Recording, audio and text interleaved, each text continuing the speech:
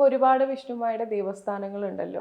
ആ ദേവസ്ഥാനങ്ങളിൽ ഇപ്പോൾ കഴിഞ്ഞ വർഷം വാർത്തയിൽ വന്നിട്ടുണ്ടായിരുന്നു, ഒരു സ്ത്രീ ഇതുപോലെ പ്രാർത്ഥിക്കാൻ പോയപ്പോൾ അവർക്കൊരു പീഡനത്തിന്റെ അനുഭവം വരെ ഉണ്ടായിട്ടുണ്ടെന്ന്. അത് ഇത് മാത്രമല്ലല്ലോ, പീഡനത്തിൻ്റെ അനുഭവം ഉണ്ടാകുമെന്ന് വെച്ച് കഴിഞ്ഞാൽ ഞാൻ എന്താ പറയണ്ട, ഒരു പുരുഷൻ മാത്രം വിചാരിച്ച ഒരു പീഡനം ഉണ്ടാവുമോ? പിന്നെ പുരുഷൻ മാത്രം വിചാരിച്ച പോലെ പീഡനം ഉണ്ടാകും. പിന്നെ എന്നിട്ട് ഭയങ്കര പീഡനമാണ്, വെറുതെയാണ്, തെറ്റിദ്ധാരണ.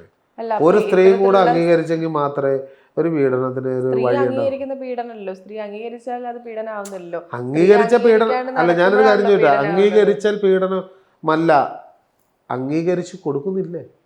എന്ത് അംഗീകരിച്ചു ഇപ്പൊ കൊടുക്കുന്നത്? എനിക്ക് എന്നെ സംബന്ധിച്ച് ഞാൻ പറയാം, എൻ്റെ അനുഭവം വെച്ച് പറയാം. ഒരു സ്ത്രീക്ക് 4 പുരുഷന്മാർ വരെയുള്ള ആൾക്കാരുണ്ട്, 3 പേര് അറിയരുതെന്നും പറഞ്ഞു വന്നിട്ടുള്ള ആൾക്കാരൊക്കെ ഉണ്ട്. അതെനിക്കറിയില്ല, അതൊക്കെ ഒരാളുടെ വ്യക്തിപരമായിട്ടുള്ള കാര്യങ്ങളല്ലേ. അതായത് ഒരു സ്ത്രീ ഒരിക്കലും ഒരു സ്ത്രീയും, ഞാൻ പറഞ്ഞു തരാം, ഒരു സ്ത്രീയും ഒരു പുരുഷനും ഒരു ബൈക്കിൽ നടന്നാലോ ഒരു ബസ്സിൽ യാത്ര ചെയ്താലോ ഒരിക്കലും പീഡനം വരത്തില്ല. അല്ലെ, വിശ്വാസത്തിന്റെ പേരിൽ വിശ്വാസത്തോടെ അവിടെ പോകുന്ന ആളുകളെ ഇതുപോലെ ചൂഷണം ചെയ്യുന്നത് ശരിയാണ്. അത് തെറ്റിദ്ധാരണ. അതങ്ങനെ അവന് വല്ല ഇതുമായിട്ട് ബന്ധപ്പെട്ടിട്ടുള്ളതായിരിക്കും. അത് ശരിക്കും പറഞ്ഞാൽ എനിക്ക് ശരിക്കും അത്, ഞാൻ ഇതിനു മുമ്പ് എൻ്റെ അടുക്ക ഒരു ചോദ്യം വന്ന ഇങ്ങനെ എന്താണെന്ന് ഇങ്ങനെ. ഇപ്പം ഏത് സ്ത്രീയുടെ കൂടെ വേണമെങ്കിലും പോകാം, ഏത് പുരുഷൻ്റെ കൂടെ ജീവിക്കാം എന്നുള്ള കോടതി വിധിയുണ്ട്.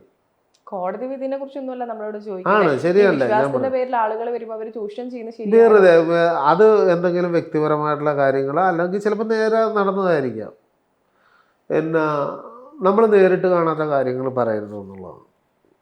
ഒരു മാധ്യമത്തിൽ കാണിക്കണോ അങ്ങനെ സംഭവിച്ചെന്ന് പറഞ്ഞു, അത് തെറ്റാണെന്ന് അങ്ങനെ പറഞ്ഞു. ഞാൻ പറഞ്ഞില്ലേ, ഞാൻ നിങ്ങൾക്ക് കാണിക്കുന്ന കാര്യങ്ങൾ ഞാൻ നിങ്ങൾക്ക് ബോധ്യപ്പെടുത്തുന്നതാണ്.